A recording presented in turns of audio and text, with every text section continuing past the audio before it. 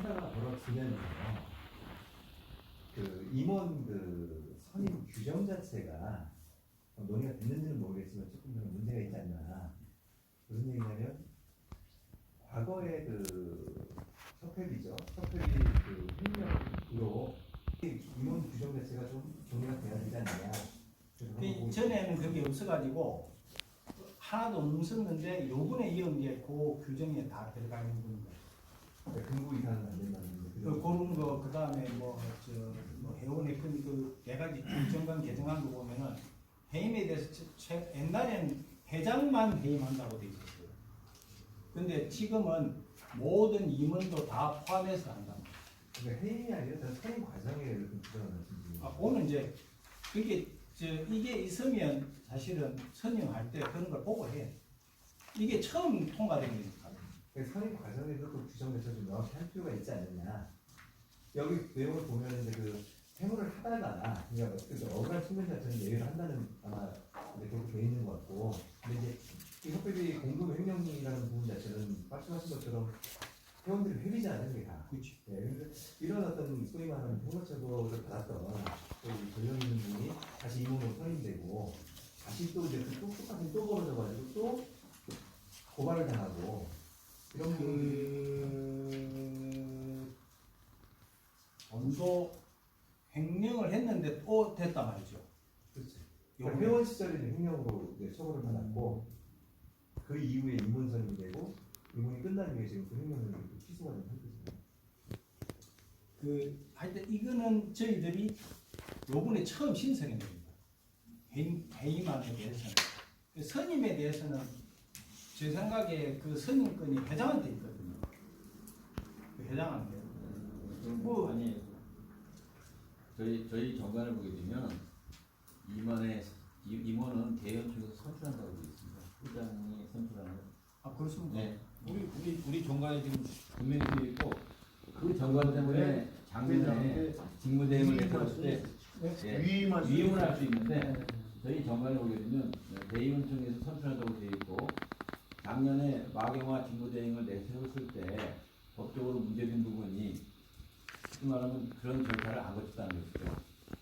그래서 저희가 이제 임총을 열 수밖에 없었고, 그래서 거기서 저희가 집행부를 이제 꾸려준 그런 예가 있기 때문에 저희 정관에는 분명히 임원은 대의원 중에서 선출하도록 되어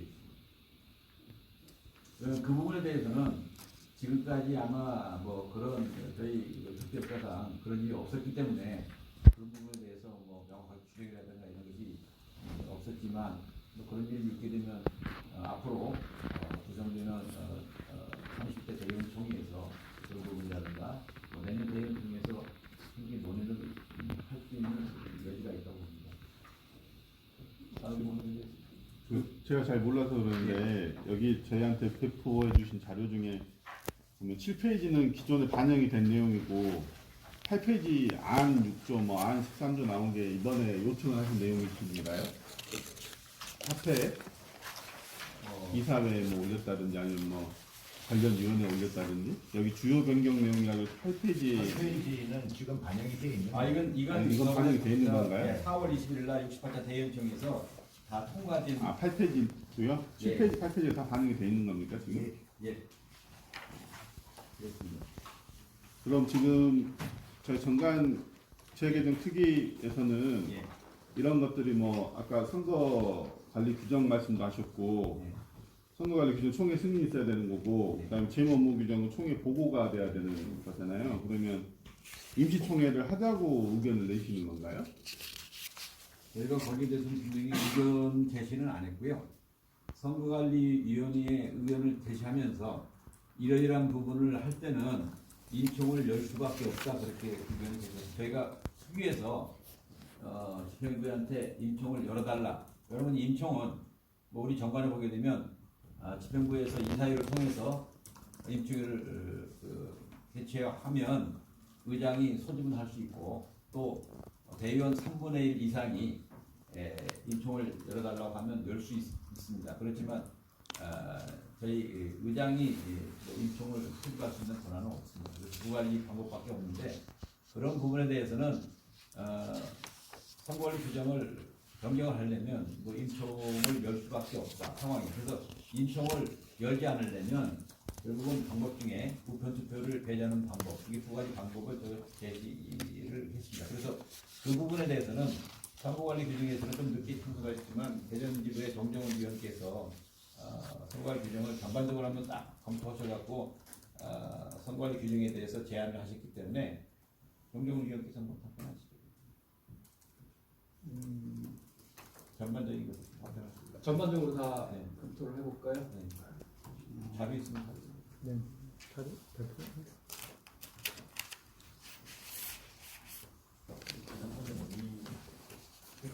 그러니까 협회 이사회에서는 선거관리 위원회에서 의결을 거쳐서 하게 되어 있습니다. 근데 이제 저희 투기에서 선관 규정을 한번 검토를 해보라고 작년 이제 지난번 대원 중에서 이제 1년을 더 연장을 해준 것은 전에 이제 재선거도 하고 여러 가지 좀 보니까 직선제가 되면서 문제점이 많으니까 한번 전반적으로 한번 검토를 해가지고 이번에 고칠 수 있으면 한번 좀 그런 안을 좀 만들어 보라 해서 지금 이제 검토를 시작했던 거고요. 그래서 제가 이제 요거 규정을 제가 어떻게 하다 보니까 맡아가지고 이제 좀 살펴봤어요. 그래서 좀 몇 가지 지금 이제 자료가 지금 배부가 되고 있는데 뭐 간단하게 제가 이제 좀 읽어가면서 좀 같이 좀 검토를 좀 하겠습니다.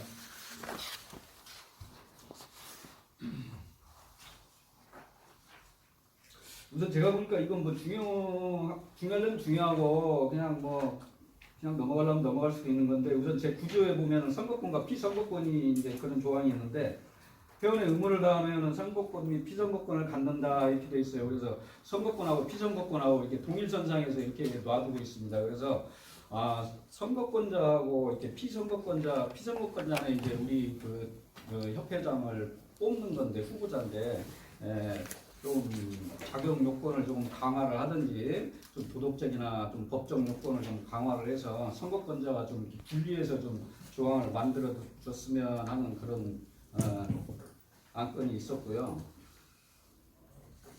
그다음에 이제 42조 선거 방법에서 지금 위원장님도 지금 많이 말씀을 해주셨는데 선거 방법 1항에 보면 여기 인터넷, 모바일, 문자, 우편, 기표소 투표를 단독 혹은 병행하여 시행할 수 있으며 구체적인 방법은 선관위가 결정한다 이렇게 되어 있습니다.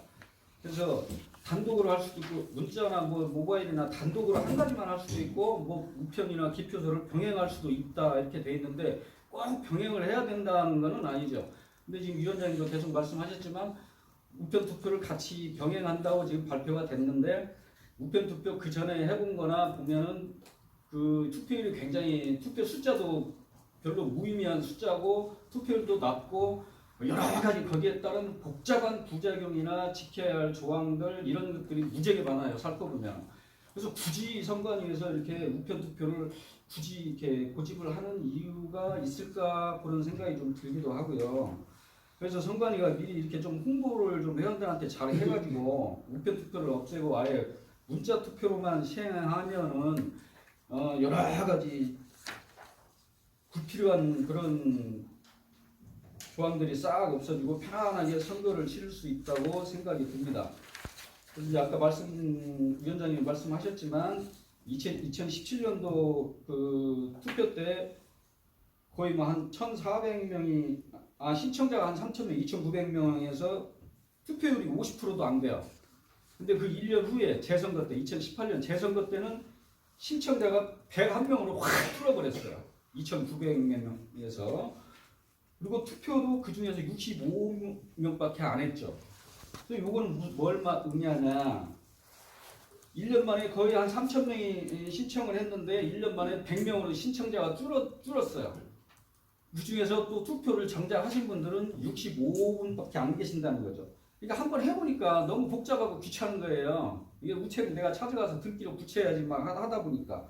그래서 아마 이게 갈수록 직선제가 되면 내년에는 더 떨어지고 계속 떨어질 굉장히 의미가 없는 이런 무의미한 우편 투표가 되지 않나 이런 생각이 듭니다. 그래서 이번에 아예 손볼 때 이걸 우편 투표 방식을 아예 없애버리면 아까 위원장님 말씀대로 굉장히 삭듯하고 또 다음에 나올 결선 투표나 이런 것도 굉장히 무리가 없이 스무스하게 진행이 될 수 있지 않을까 그런 생각을 해봅니다. 그 다음 54조 무효투표에 보면 사항에 기타 이 규정에서 무효로 정한 것 했는데 사실 제가 쭉 살펴보니까 무효로 정한 것이 45조 2항하고 51조 3항 2개뿐이에요. 그 나머지는 우편투표나 기표소 투표가 존재할 때 이렇게 해서는 안 된다, 뭘 하지 마라, 이거는 어쩐다 이런 조항들이 무수하게 많은데 거기에 대해서 처벌 조항이 없어요. 무슨 처벌이라든지 뭐 이거는 무효로 한다든지 이런 문구가 없습니다. 뭐 하지 마라 이렇게만 돼 있지 했을 경우에 뭘 어떻게 한다는 그런 조항들이 없어요. 그래서 이번에 할 때 이런 것도 조금 손 보는 김에 같이 좀 손을 좀 봤으면 하는 생각이고요. 그다음 이제 58조 결선 투표에 보면 사망에 결선 투표 방식은 임기 만료에 의한 투표와 같은 방법으로 실시한다. 단 결선 투표 실시 공고 후 결선 투표일까지 선거 운동을 할 수 없다 이렇게 돼 있어요. 그래서 이 부분이 지금 저희 TV에서도 상당히 많은 토론을 하고 논란이 좀 있었는데 사실 이제 1차 투표하고 결선 투표를 할 때까지 한 7일 내지 8일 정도의 기간이 이제 그 우편 투표 때문에 그래요. 우편 투표 때문에 왔다 갔다 해야 되는 그 시간 때문에 사실 이런 기간이 좀 소요한데 이제 후보자 결선 투표에 오른 후보자 두 분은 어차피 이제 선거라는 건 그렇잖아요. 이제 당선이 되려고 나온 건데 일주일 시간이 있는데 멍하니 멍 때리고 있을 수는 없는 시간이죠. 그 시간이 어떻게든 뭔가 움직일 거예요. 그러면 그게 규정대로 걸린단 말이죠. 하지 말라 했는데. 그럼 이것도 그러면 선거운동을 이것도 했을 경우에는 또 어떡하냐? 하지 말라 해서는 안 된다. 지금 규정에 이렇게만 돼 있지 그 뒤에 후속 조항이 없어요. 했을 경우에는 아무 말이 없어요. 그럼 그때서 이제 상대 후보나 뭐 선관위에서 뭐가 적발돼가지고 그때서 뭔가 문제 제기가 들으면 그때서 이제 뭐 윤리위원회 소집하고 뭐 당사자 소명 듣고 뭐 처벌 징계 논의하고 절차 논의하고 언제 선거 기간 중에 언제 이런 절차들을 밟냐 이거죠. 상당히 조금 문제가 있지 않나. 그래서 결선 투표는 다음 장에 보시면 탈락 후보자의 결선 투표 후보자에 대한 지지 표명은 할 수 없으며 지지 표명을 했을 경우 확실한 증거 채집을 통해서 연합한 결선 투표 후보자에 대한 강력한 처벌 조항이 있어야 이게 미리 좀 예방적인 조치도 되고 탈락한 후보자들에 대한 이제 선거운동 이런 조항이 있어야 선거운동을 이 규정에 있는 대로 좀 맞지 않을까 이런 생각이 들고 선거 방법은 아까 위원장님도 말씀하셨는데 제42조에 따라 선관위가 문자 투표로만 선거를 치르면 투표율 조정을 통해서 바로 다음날 문자 투표, 결선 투표가 가능하기 때문에 선거운동을 할 시간적인 여유가 없죠. 그리고 여러 가지 문제점이 자동으로 그냥 해결돼 버립니다. 이게 규정을 고치고 그러지 않고 있는 규정에 따라서 아까 말씀드린 단독 혹은 병행한다고 그랬으니까 여기서 단독을 취하면 되는 거예요. 선거관리위원회에서. 64조 이제 재선거에서 당선이 임기제 시절에 61조 당선 무효 등 규정에 의하여 당선이 무효로 될 때 이때는 이제 재선거를 실시한다고 이렇게 돼 있는데 제가 이런 가정을 해봤어요. 이제 당선이 무효된 회장단 후보자, 그러니까 당선인이죠. 당선인의 혹시 뭐 사안은 무슨 사안이 될지는 모르겠지만 명백한 잘못으로 인해서 재선거가 실시될 경우에 그분이 다시 재선거에 입후보할 수 있는지 그런 여부와 그분이 그 원인 제공자 재선거의 원인 제공자로서 재선거에 입후보 자격 제한 규정이 필요하지 않나 이런 조항이 좀 필요하지 않나 이렇게 좀 의견을 나눠봤고요. 또 더 좀 심하게 얘기하면 재선거에 소요되는 재정 비용에 대한 환수 조치도 고려해야 되지 않나. 이게 전부 다 우리 회원들 회비로 하는 건데 재선거한번 치려면 막대한 예산이 들어가는데 어떤 특정인의 명백한 오류로 인해서 이런 재선거를 치르게 된다면 이런 조항들이 좀 삽입되지 않나 이런 생각이 들었어요. 그리고 이제 30조, 40조, 42조에 쭉 나열해 놓은 거는 아까 말씀드린 것처럼 조항을 보면 뭐 해서는 안 된다, 하지 마라, 뭐 이런 조항들이 쭉 있는데 이거를 위반하고 했을 경우에 어떤 뭐 벌칙 조항이나 무효법 규정이 후속 조치로 안 따라 있다는 거죠. 규정이 없다는 거죠. 이게 또 이제 우편 투표에 관한 것이 또 상당히 많아요. 그래서 우편 투표만 없어지면 이런 불필요한 조항들이 전부 다 없어질 거라고 생각이 됩니다. 이제 마지막으로 기타 안건으로는 이제 이 지금 현재 이 선거 규정에는 없는 조항인데 쭉 이제 살펴보다 보니까 이런 생각이 드는 거죠. 의장님도 이런 생각을 갖고 계시고, 그래서 현 회장이 연임 의사를 가지고 차기 선거에 입후보하고자 할 때는 공정한 선거를 위해서 후보자 등록 뭐 몇 개월 전에 협회 정직을 사임해야 한다. 아마 이런 조항이 좀 필요하지 않을까 생각을 해봅니다. 왜 그러냐면 지금까지는 쭉 이제 대의원총회나 선거인단 제도나 이런 간선제 제도 하에서 협회장 선출을 했는데, 그 선출할 때는 대의원총회가 다 끝나고 현 임원진에 대한 그 업무 평가나 회무 업무 능력 이런 것들이 대의원들에 의해서 다 평가가 된 후에 그 후에 이제 현 협회장이 나와서 선거에 입후보를 이제 선거를 치르니까 어느 정도 그 평가가 이루어진 다음에 선거가 됐는데, 지금 직선제로 하다 보니까 이번 선거 같은 경우에는 대원총회 전에 이제 선거가 이루어진단 말이죠. 입후보를 하고. 그래서 현 회장에 대한 업무 평가가 이루어지기 전이고, 또 모든 공직선거나 이런 걸 보면 자기가 연임하기 위해서 다음에 또 입후보 하고자 할 때는 이게 이 기한은 제가 그냥 이렇게 후보자 등록 몇 개월 이렇게 해놨는데, 이거는 뭐 얼마든지 선거 몇 개월 전이라고 해도 되고 이런 거는 중요한 건 아니고, 아무튼 미리 조금 사임을 해서 다른 후보들하고 같이 공정한 경선을 치를 수 있도록 해야 되지 않나 하는 그런 조항도 좀 이번에 이제 규정을 새로 대원총회에서 개정이 된다면 이런 조항이 좀 들어가야 되지 않나 이런 생각이 들었습니다. 이상입니다. 제가 정리한 거. 혹시 질문 있으시면 질문하셔도 돼요.